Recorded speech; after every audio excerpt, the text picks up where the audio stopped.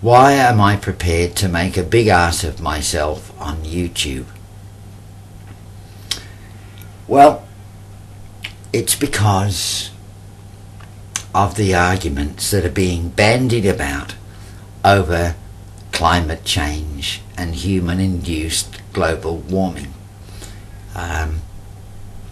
I feel that people, everyone, everywhere, should be able to understand the basics about the planet on which we live, understand the basics of heat energy. I mean, a kid can understand this stuff, you know. A kid can understand it. So, let's go. Global warming, is it real or isn't it? I'm not going to tell you. That's up to you to decide. In the first place, it might help to know a little something about the proportion of things. There's no argument about this stuff.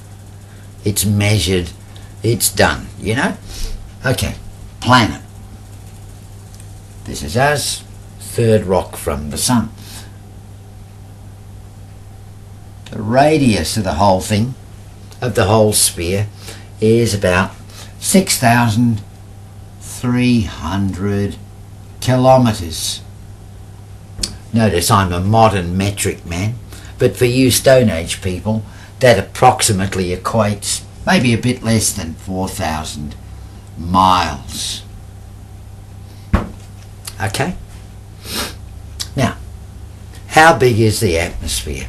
Well, first of all, we know that the atmosphere up there is very thin and tenuous, and down here at sea level it's much denser thanks to gravity drawing it all in and down.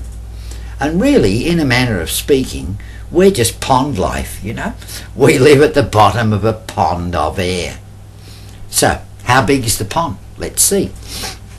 Starts off very thin at the top, and then as we get closer to the ground, gets quite dense. Dense enough to breathe. Dense enough for all living things to live in. So, overall, how high is it? Well, it's approximately 100 kilometres from top to bottom, till the air gets so thin you can't really detect it anymore. 100 kilometres.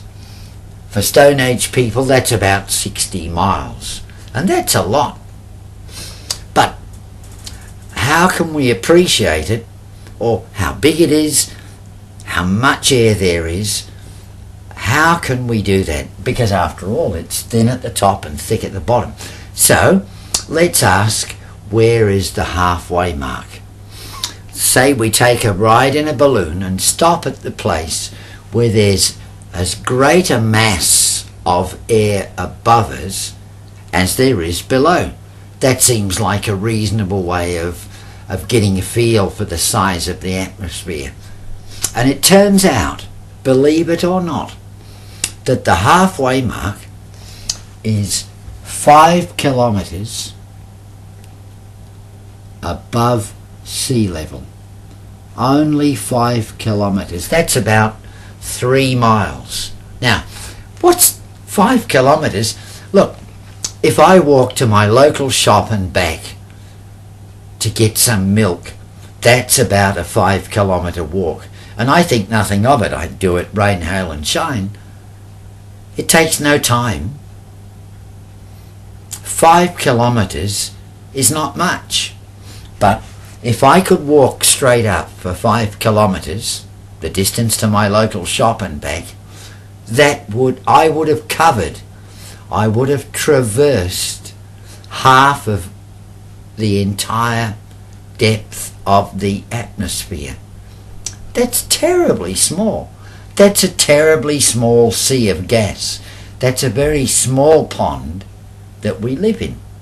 You know, I didn't know that until just a little while ago. It shocked me when I learned it. So, in essence, imagine a basketball and imagine tearing off a piece of cling wrap and spreading it on the ball. And that's essentially how thin the layer of air that keeps us alive is. And all living things live in that film. You know? Above that, nothing lives.